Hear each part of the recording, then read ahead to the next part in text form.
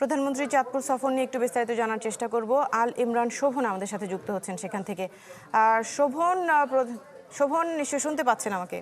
শোভন, চাঁদপুরে তো ইতোমধ্যেই প্রধানমন্ত্রী বেশ কিছু কর্মসূচিতে গিয়েছেন এবং সেখানে বেশ কিছু মাইলফলক উন্মোচনও করেছেন।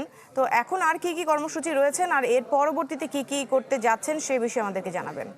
ঈদ আসবে, সাথে ক্যাশব্যাকও আসবে। নিজের বা প্রিয়জনের জন্য কেনাকাটায় এবারও নগদ পেমেন্টে পাচ্ছেন দারুণ ক্যাশব্যাক। তাই যাই কিনুন, পেমেন্ট করুন নগদে।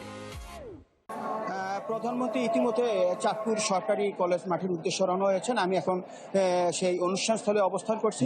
এখানে মাননীয় প্রধানমন্ত্রী চাঁদপুরে যে ফ্যামিলি কার্ড বিতরণ কর্মসূচি রয়েছে সেই কর্মসূচি উদ্বোধন করবেন। এখানে চাঁদপুর সদর উপজেলার যে রাজরাজেশ্বর ইউনিয়ন রয়েছে সেই ইউনিয়নের একটি ওয়ার্ডের 370টি পরিবারের মাঝে ফ্যামিলি কার্ড বিতরণ কর্মসূচি উদ্বোধন করেন এবং এই ফ্যামিলি কার্ড বিতরণ শুধু চাঁদপুর নয়, একই সাথে 22টি জেলা একযোগে সেই বিতরণ কার্যক্রম তিনি উদ্বোধন করেন। এর আগে চাঁদপুরের শাহরাস্তি উপজেলার যে খোত্তখাল সেটি তিনি উদ্বোধন করেছেন এবং চাঁদপুর সদর উপজেলার যে শাহমদপুর ইউনিয়নের যে বিশ্বখাল রয়েছে সেটিও তিনি খাল খনন কর্মসূচি উদ্বোধন করেছেন। আর এই ফ্যামিলি কার্ড যে বিতরণ কর্মসূচি রয়েছে এর পরপরই প্রধানমন্ত্রী চাঁদপুর ক্লাবে বিএনপি আয়োজিত যে দলীয় নেতা কর্মীদের সাথে যে মত বিনিময় রয়েছে সেই মত বিনিময় সভায় তিনি অংশগ্রহণ করবেন।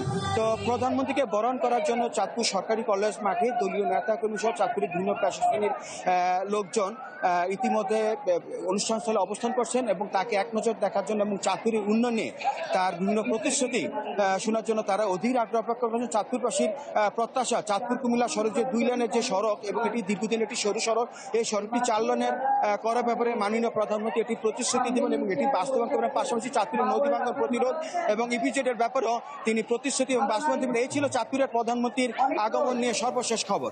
জি, আল ইমরান শোভন, ধন্যবাদ আপনাকে আমাদের সাথে যুক্ত হওয়ার জন্য। পরবর্তীতে প্রয়োজনে ফিরবো আবার আপনার কাছে।